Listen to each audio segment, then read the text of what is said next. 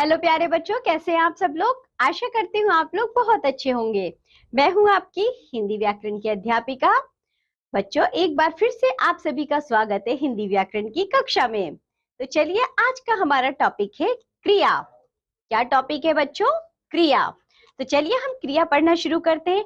एक बार एक गांव में श्याम नाम का व्यक्ति रहता था। तो बच्चों, रहता था इस शब्द पर आप विशेष ध्यान दीजिए। वह गांव में सब्जी बेचता था, ठीक है। हरी हरी सब्जियां सभी को बहुत पसंद आती थी। तो बच्चों, आप इन शब्दों पर जरा ध्यान दीजिए। पहले ऊपर दिए गए वाक्यों में मोटे छपे अंशों को देखिए। ये सभी अंश क्रिया हैं। क्रिया का अर्थ है काम, अर्थात सभी काम करने वाले शब्द क्रिया कहलाते हैं। जैसे रहना, बेचना, पसंद करना, खेलना, खाना, पढ़ना, लिखना, जाना, आना, कूदना, हंसना, रोना, तैरना आदि। तो बच्चों, जितने भी ये शब्द मैंने अभी पढ़े हैं, जैसे कि रहना, बेचना, पसंद आना, खेलना, कूदना, तो इन शब्दों से आपको क्या समझ में आ रहा है कि कोई ना कोई कार्य हो रहा है। मतलब कुछ तो एक्टिविटी हो रही है ना। चाहे वे पढ़ रहा हो, सो रहा हो, खा रहा हो, खेल रहा हो, या पसंद कर रहा हो, या हंस रहा हो, मतलब कुछ भी कार्य हो रहा है, ठीक है। तो जिन शब्दों से हमें यह पता चले कि कोई कार्य हो रहा है, कोई एक्टिविटी हो रही है, तो वैसा भी शब्द हमारे क्रिया कहलाते हैं। क्या कहलाते हैं? क्रिया। इस प्रकार हम सभी कुछ ना कुछ कार्य अवश्य करते हैं। सभी काम करने वाले शब्द होते हैं। बिना क्रिया के कोई वाक्य पूरा नहीं होता। तो बच्चों, क्रिया के बिना कोई भी वाक्य पूरा हो सकता है क्या? यदि मैं कहूं आप लोग हैं, इसके आगे क्या मतलब मुझे बताना पड़ेगा ना।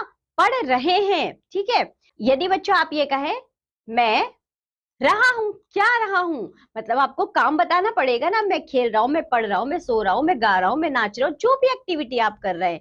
तो बच्चों, जिन शब्दों से हमें ये पता चलता है कि कौन सा कार्य हो रहा है, क्या कार्य हो रहा है, वैसे भी क्रिया कहलाते हैं, ठीक है। आगे बढ़ते हैं। उदाहरण के लिए रोहित पत्र, ठीक है। आगे हमने डैश छोड़ दिया, खाली है। इस वाक्य को क्रिया द्वारा ही पूरा किया जा सकता है। जैसे रोहित पत्र लिख रहा है। तब आपको बच्चों वाक्य समझ में आया ना पूरी तरीके से। यानी कि क्रिया के बिना कोई भी वाक्य अधूरा है। रोहित पत्र लिखता है, हम ये भी लिख सकते हैं। रोहित पत्र लाया, मतलब कोई भी कार्य हो सकता है बच्चों, है ना, पत्र को लेकर। तो बच्चों, ये जो भी है, लिख रहा है, लिखता है या लाया, इन शब्दों से हमें पता चल रहा है कि रोहित पत्र के साथ क्या क्या एक्टिविटी कर रहा है। इस प्रकार पत्र को लिखा जाना या लाना दोनों ही क्रियाएं हैं, ठीक है। आपको समझ में आया क्रिया क्या है? तो बच्चों, ये तो था एक उदाहरण। इस तरह आप और भी उदाहरण ले सकते हैं, जैसा कि मैंने आपको बताया भी। बच्चों, क्या उदाहरण ले सकते हैं आप अपने दोस्त के बारे में या अपने बारे में आप ये भी लिख सकते हैं।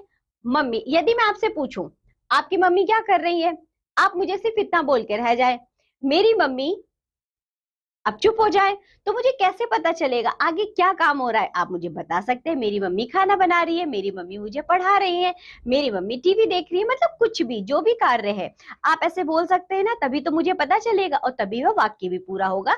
जिन शब्दों से, लेकिन क्रिया कौन से शब्द कहलाएंगे? जिन शब्दों से हमें ये पता चलेगा कि क्या कार्य हो रहा है, ठीक है। तो बच्चों, आप लोगों को क्या क्रिया समझ में आई? इन्हीं शब्दों को हम क्रिया कहते हैं। कितना आसान है। तो बच्चों, आज हमने जो भी पढ़ा है आप लोग उसका अच्छे से अभ्यास करिए। अब हम मिलेंगे आपसे अगली कक्षा में, तब तक के लिए बाय बच्चों।